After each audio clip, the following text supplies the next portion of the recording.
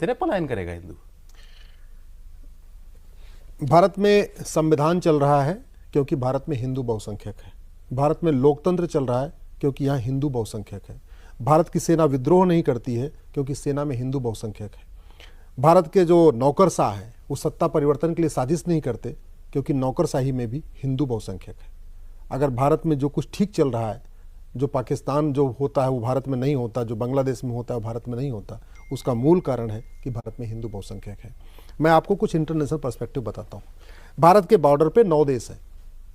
9 देश में 9 के 9 उनके टारगेट पे हैं कि 9 के 9 को उसको खुरासान कहते हैं। बेसिकली वो खुरासान प्रांत कहते हैं कि पूरे खुरासान पे गजवा हिंद करना। जब हम गजवा हिंद की बात करते हैं तो हिंदुस्तान को नहीं कन्वर्ट करना, उस पूरे खुरासान को ही कन्वर्ट कर देना। ये जिहादी डॉक्ट्रिन है। जिहादी डॉक्ट्रिन है, रिटन डॉक्यूमेंटेड है, मल्टीपल। हाँ, कॉन्स्पिरेसी थ्योरी नहीं है जिसको कई वामपंथी पत्रकार कहते हैं, ये तो बोलते हैं। दुनिया का सबसे बड़ा जमाती संगठन जो 150 देशों में काम करता है, जिसको रूस ने बैन किया, तजाकिस्तान ने बैन किया, उज्बेकिस्तान ने बैन किया है, विकिपीडिया पे अवेलेबल है, उसका मुख्यालय भारत में है। भारत का ही एक टुकड़ा अफगानिस्तान बन गया। अफगानिस्तान से हिंदू, जैन, बौद्ध, सिख खत्म हो गए, अगड़े पिछड़े खत्म हो गए, ब्राह्मण, क्षत्रिय, वैश्य, दलित खत्म हो गए। हिंदुस्तान का ही एक टुकड़ा पाकिस्तान बना, हिंदू, जैन, बौद्ध, सिख खत्म हो गए, ब्राह्मण, क्षत्रिय, वैश्य, दलित खत्म हो गए। हिंदुस्तान का ही एक टुकड़ा मालदीव था जहां चोल राजा राज किया करते थे, मालदीव से हिंदू, जैन, बौद्ध, सिख खत्म हो गए। हिंदुस्तान का एक बांग्लादेश एक टुकड़ा था जिसको ईस्ट बंगाल कहते थे। भाई वेस्ट पंजाब पाकिस्तान में चला गया और ईस्ट बंगाल बांग्लादेश बन गया। ईस्ट बंगाल में हिंदू, जैन, बौद्ध, सिख अभी जैसा सिंह साहब ने बताया 7% बचे हुए थे।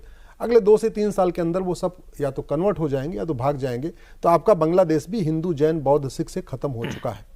अब मैं आता हूं जो 5 देश बचे हुए। अब उनकी जो जमातियों की जो अगला टारगेट है, भारत, नेपाल, म्यांमार, श्रीलंका और भूटान।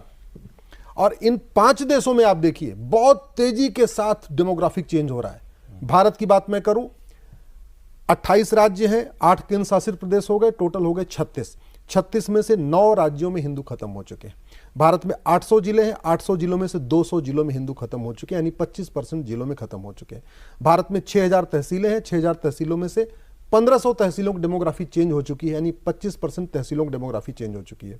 भारत के बॉर्डर पे 300 तहसीलें हैं, मतलब आपका चाहे गोवा बॉर्डर, चाहे आपका गुजरात बॉर्डर हो गया या राजस्थान बॉर्डर, समुद्री या लैंड बॉर्डर दोनों, जो हमारे बॉर्डर पे, उस पे टोटल 300 तहसीलें हैं। मैं कह रहा हूं कि आप इसको होम मिनिस्ट्री क्लेरिफाई कर ले, आईबी क्लेरिफाई कर ले, जिसको क्लेरिफाई, इसको मतलब सर्टिफाई कर सकता, जो बात मैं कह रहा हूं। 300 की 300 तहसीलों की डेमोग्राफी सौरभ जी बदल चुकी है। भारत में जब मैंने 2017 में पीआईएल फाइल किया था, जब उस पर मैं काम कर रहा था, उस समय में आंकड़े राज्यवार दिए थे कि भारत में 5 करोड़ घुसपैठी आ चुके हैं। अच्छा, डेमोग्राफी बदली कैसे जा रही है? सबसे बड़ा माध्यम घुसपैठ, उसके बाद नेक्स्ट धर्मांतरण, चौथा जनसंख्या विस्फोट, तीसरा जनसंख्या विस्फोट, चौथा ड्रग। क्योंकि आप किसी देश को बर्बाद करना है तो उस देश के यंग जनरेशन को आप ड्रग में ढकेल दो। बहुत बड़े पैमाने पे प्लान्ड वे में भारत, नेपाल, भूटान, बांग्लादेश और म्यांमार में बहुत बड़े पैमाने पर ड्रग सप्लाई हो रही है। स्कूल में, कॉलेज में, यूनिवर्सिटी में ड्रग सप्लाई हो रही है। और 5वां जो टूल यूज किया जा रहा है, अश्लीलता।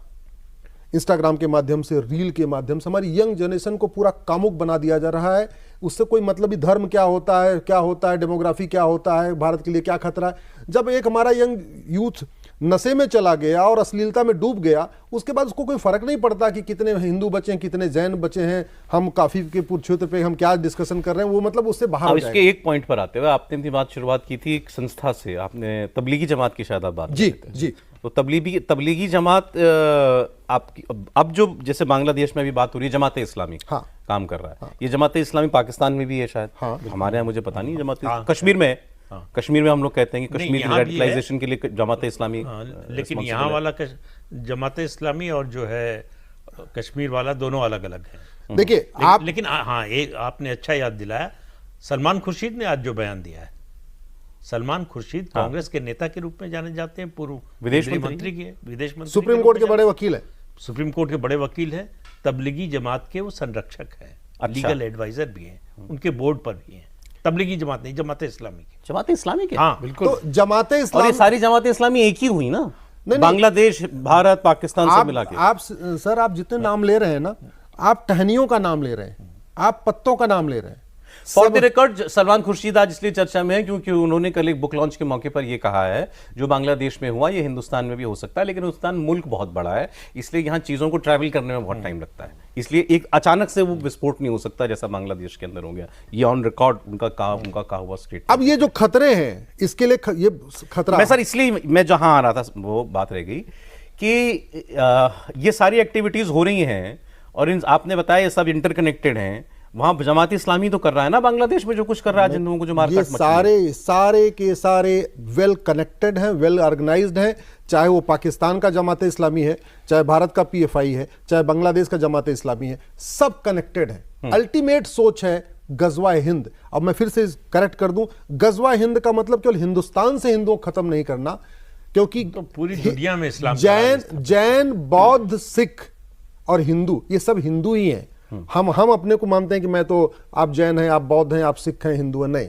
गजवा हिंद का मतलब सारे के सारे, और बड़ी सक्सेसफुली भारत का हिस्सा अफगानिस्तान, भारत का हिस्सा पाकिस्तान, भारत का हिस्सा मालदीव, भारत का हिस्सा आपका बांग्लादेश ऑलरेडी कन्वर्ट हो चुका है। बांग्लादेश में जो खेल चल रहा है और भारत के अंदर विदिन, और बड़े प्लान्ड वे में उन्होंने भारत के अंदर सांसदों विधायकों को भी अपने पेरोल पर रख लिया। पत्रकारों को बुरा मत मानिएगा, भारत के बहुत सारे पत्रकार भी जमातियों के पेरोल पे हैं, उनको फंडिंग आती है। भारत के बहुत सारे नेता विधायक सांसदों को भी बाकायदा वो देखिए, उनका ट्वीट देखिए, उनका फेसबुक पोस्ट देखिए, उनका आप तरीका देखिए, वो डायरेक्टली इनडायरेक्टली कैसे सपोर्ट करते हैं। एक जर्नलिस्ट ने, महिला जर्नलिस्ट है, ट्वीट किया बाकायदा कि हम 20 करोड़ हैं, 25-30 करोड़ गैर संघी हिंदू हैं। हाँ, दोनों मिल जाएं तो बांग्लादेश का टेम्पलेट यहां भी लागू कर सकते हैं। बिल्कुल, ये ऑफिशियल ट्वीट है। मतलब अरफा खानम बहुत लोगों की हसरत ये इस वक्त मंगे ले रही है। नहीं, ये बहुत सीरियसली सौरभ जी, इसको आप सीरियसली समझिए। हमारे पूर्वजों ने कभी सोचा नहीं था कि पाकिस्तान छोड़ के भागना पड़ेगा। आडवाणी जी, राम जेठमलानी जी, पृथ्वीराज कपूर जी ने, सुनील दत्त जी ने, गुलजार साहब ने, मिल्खा सिंह ने, लाला अमरनाथ ने कभी सोचा था कि अपना घर परिवार छोड़ के भागना पड़ेगा? भागे कि नहीं भागे? अरे आप तो छोड़िए, जो कुछ बांग्लादेश में एक हफ्ते से हो रहा है, एक सप्ताह के पहले क्या बांग्लादेश के हिंदू, जैन, बौद्ध ने, सिखों ने सोचा था मेरी दुकान जल जाएगी? कभी सोचा था उनकी हमारी बेटियों के साथ रेप होगा? कभी उन्होंने सोचा था हमें यहां से छोड़ के भागना पड़ेगा? हो रहा है ना। तो अगर बांग्लादेश में हो सकता है तो भारत में क्यों नहीं हो? उनका सपना बहुत चल रहा है। मैं इसलिए कह रहा हूं, बॉर्डर पे जो दुश्मन है उनसे सेना हमारी निपट लेगी, भारत के अंदर के दुश्मनों से निपटने के लिए कठोर दंड की व्यवस्था। और मैं इसको